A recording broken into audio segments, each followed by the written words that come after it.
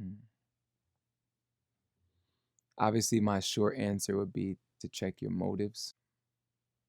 Um, but that could be very difficult because the way our brains are set up, it's not easy um, to see when you're wrong or off or your motives are wrong because our brains are telling us that we're the only angel in the world walking. Like, uh, I think the beautiful truth in our walk with God, I think everybody's afraid to say is no one ever knows when it's time. No one ever knows when it's God and when it's not. No one really ever knows if what they're doing is right or wrong. Everybody's just trying to look deep. Everybody's trying to look spiritual. But what I love about God is he said his peace reassures your heart. And anything that needs to be reassured, or in other words, needs to be reminded, is someone that's a little insecure. It's someone that just needs a little more affirmation. It's someone that just needs a little more, confirmation.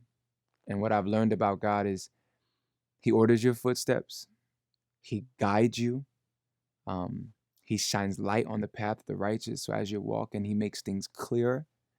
But the beautiful thing that we all share in this walk with God is he really do confirm things. While you're spending time with God, you can sense something being pressed on your heart.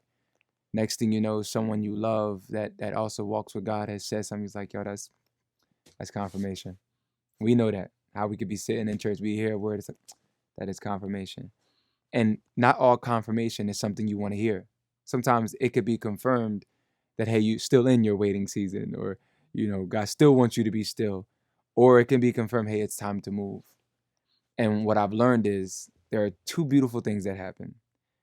When you hear it's time to move from God, and it's really God, you start to sense this feeling of,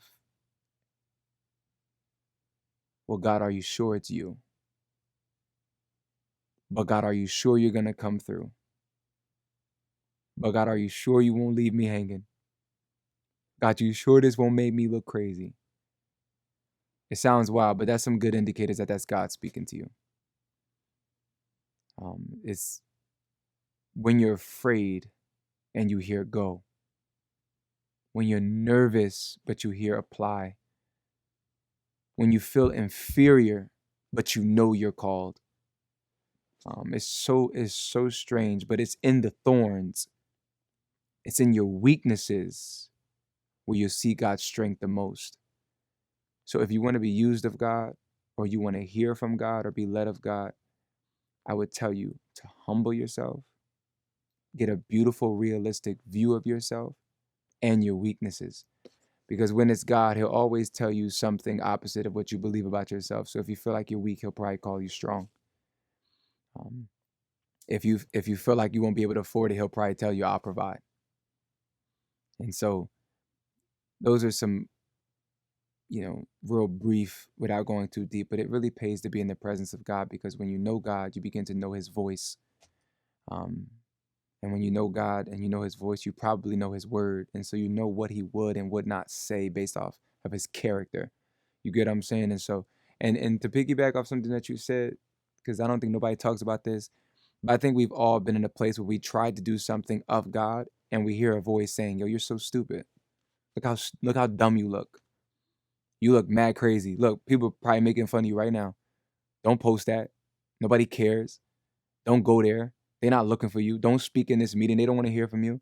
I just want to put this in perspective. Why would a loving father who so cares about you, is so mindful when it comes to you, he's taken so much time to molding and shaping you and preparing you, get you to the place where you're called to be, and he calls you stupid? Look how dumb you look. That's foolishness. That's the enemy talking. And the enemy's playing on insecurities that you already have. And it's sad because we'll listen to the enemy over God.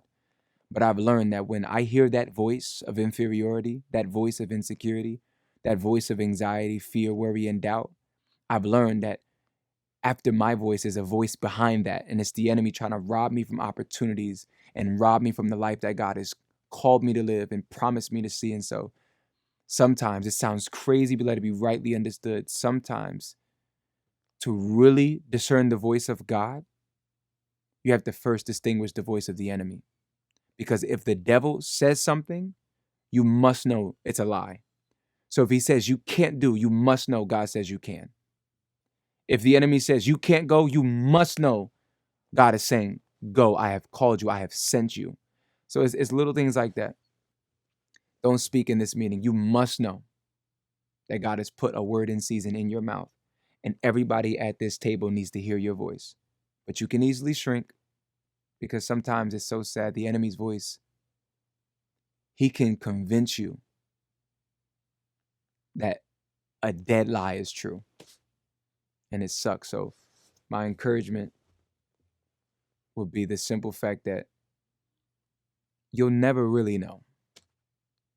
This walk is a journey. This walk is a journey. And you have to be okay with saying, I don't know. You don't have to always say, yeah, God spoke to me. Yeah, God told me. The Bible says out of the mouth of 2 or 3 witnesses, every word is established. So even when I even feel like God has even ministered to me in any way, I bounce it off some people, or I at least wait till I have 2 or 3 witnesses to confirm what God is saying. You get what I'm saying? So that's my safety net for you or any of y'all. How do I know if it's God? I would get 2 or 3 witnesses to that I feel like are seasoned to put eyes on what I'm believing God for or what I'm praying about. And, you know, it's difficult running your plans by people, but it helps because in the multitude of counsel, there's safety. So